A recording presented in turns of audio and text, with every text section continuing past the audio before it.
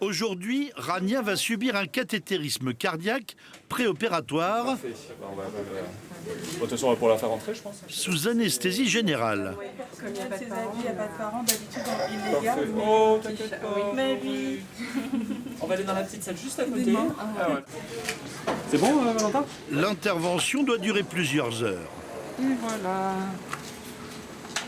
En fait, son cœur est assez biscornu.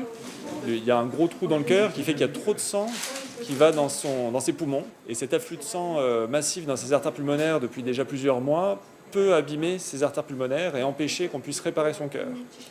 Et donc là, le but de l'intervention, c'est justement d'aller mesurer si ces artères pulmonaires sont abîmées ou pas. Première difficulté, l'anesthésie. La petite fille est sous traitement diurétique, ses veines sont inaccessibles. Le produit anesthésiant entrera donc par l'artère fémorale comme le cathéter. Ça s'appelle un désilé. Donc c'est en effet comme un petit tuyau qu'on va aller mettre dans les vaisseaux pour ensuite pouvoir passer nos guides à l'intérieur et pouvoir faire toutes nos interventions. Ça c'est une sonde pour qui permet de monter dans le cœur et d'aller mesurer des pressions à l'intérieur du cœur. Et au bout de la sonde, ce ballonnet se laissera porter par le flux sanguin.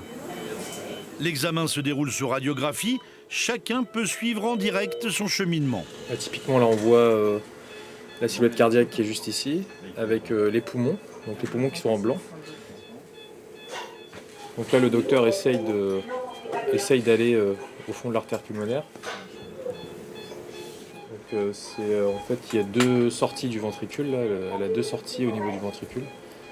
Donc il essaye de chercher à tâtons en regardant les pressions, tout en cédant des pressions. Alors, 89. Artère pulmonaire, 88,6, ouais, 89 si on arrondit. Alors pour Rania, les choses sont plutôt favorables sur l'examen qu'on a fait. Donc l'intervention s'est très bien passée. L'artère pulmonaire n'est pas trop malade, elle est même plutôt saine. Et donc, du coup, on peut continuer à prendre en charge son cœur et on peut programmer une intervention chirurgicale pour améliorer le fonctionnement de son cœur.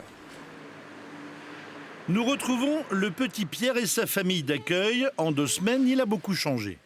Il nous connaît bien, il parle, il sourit, il mange de tout. C'est ça qui est super. Le bébé a subi le même examen que Rania il y a quelques jours. Il a aujourd'hui rendez-vous à l'hôpital Clocheville avec le chirurgien de la chaîne de l'Espoir. Asseyez-vous, asseyez-vous.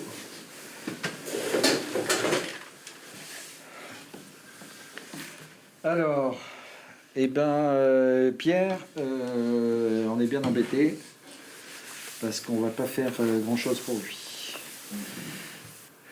Malheureusement, il a passé cette date opératoire. L'enfant a été diagnostiqué il y a près d'1 an au Togo. Il aurait fallu agir très vite. Mais avec le Covid, les formalités ont pris plus de temps. Et pour la chirurgie, il est trop tard. Il va vite, combien de temps encore? Il va vivre quoi? Alors, je suis pas un dieu. Je peux pas vous dire si c'est 1 an, 2 ans, 3 ans, 4 ans. Voilà. Je sais pas quoi vous dire.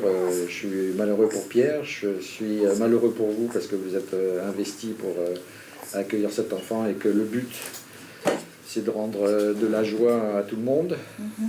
Donc là, voilà, c'est notre lot. On a fait ce métier, donc il faut assumer aussi ces moments-là. Mais je sais que c'est dur.